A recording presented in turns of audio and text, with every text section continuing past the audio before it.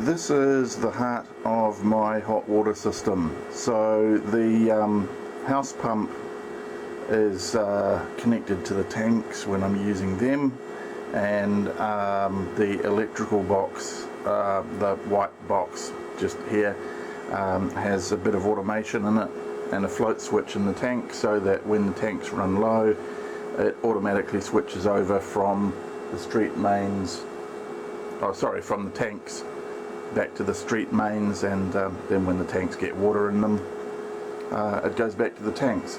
So there's a couple of solenoid valves it operates. This one is on the main side, and then around the corner there's another one for the tanks, and then they both just go into the house water supply. So there's two heat sources for the hot water system. The little hot water cylinder in the corner there is the solar heater, and then this big one, the 310 litre cylinder, is heated by the heat pump. So the idea is that the cold water goes into the solar system, and it heats the water as much as it can, and then when somebody uses hot water in the house, it flows from that cylinder into this cylinder, and then the heat pump just makes up the difference. During summer, the solar heater provides 90% of my hot water, and the heat pump does 10%. During winter it's the other way around, 10% solar, 90% heat pump, and it's all lagged, so it's all very efficient. There's 3 hot water loops in the house. The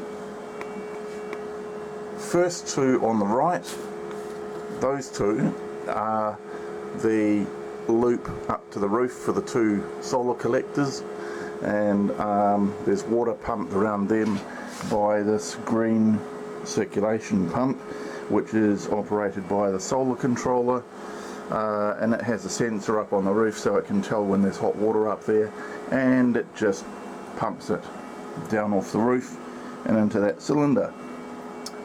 The second loop is for the spa pool, which takes its hot water out of here, and it is circulated by a circulation pump up on the spa pump, which pumps the water through a heat exchanger, and that's how the spa is heated.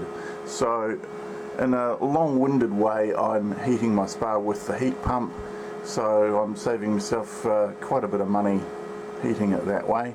The loop out to the spa I put in to take advantage of the solar heater hot water, and then it was a simple case of just putting in the heat pump and this second cylinder and tying it all into the existing system so I could maximise my savings.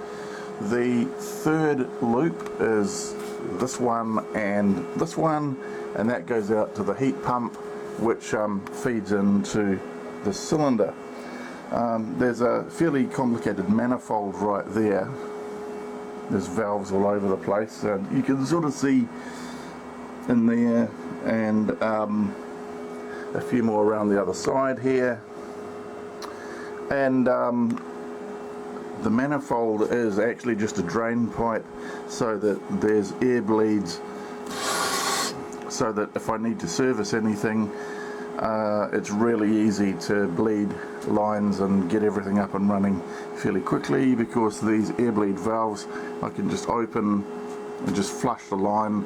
And this manifold actually is just a drain pipe, an unpressurized drain pipe, which just goes outside and dumps water back onto the lawn.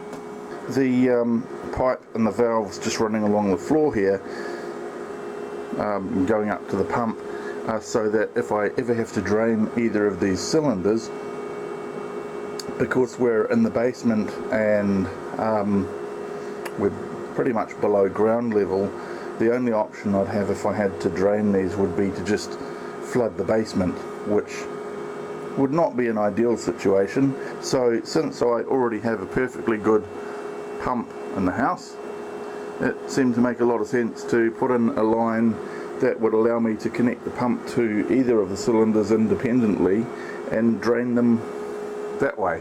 So when I need to empty them, I can just open the valves I need to and connect them to the pump, then switch the pump on and pump either of them out. So up there on the roof are the two solar collectors, and you can see a little bit of the plumbing connecting them, and that's one of the cats coming to have a smooch.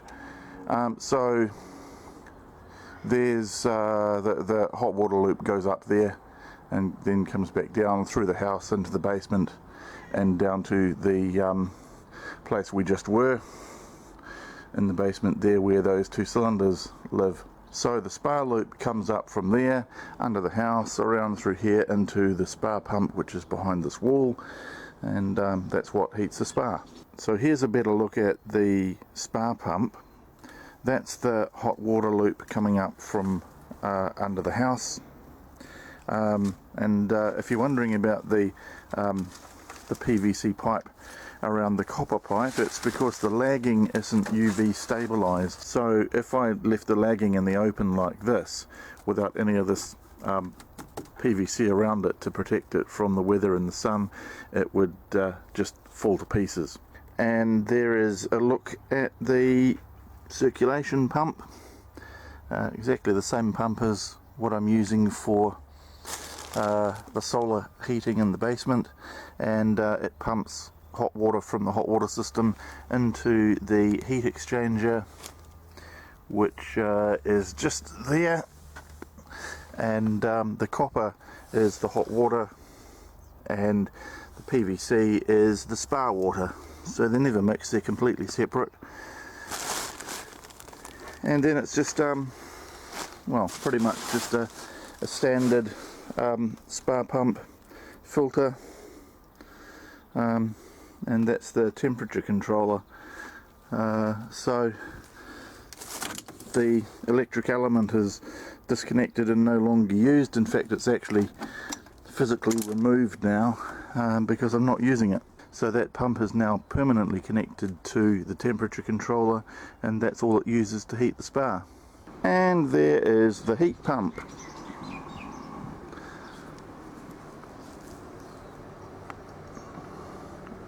So that thing has saved me, and is saving me, a lot of money. So during summer, the solar heating saves me about $150 a month. All of the spa heating during summer from November through to the end of March is free, and about 90% of the hot water for the house is free.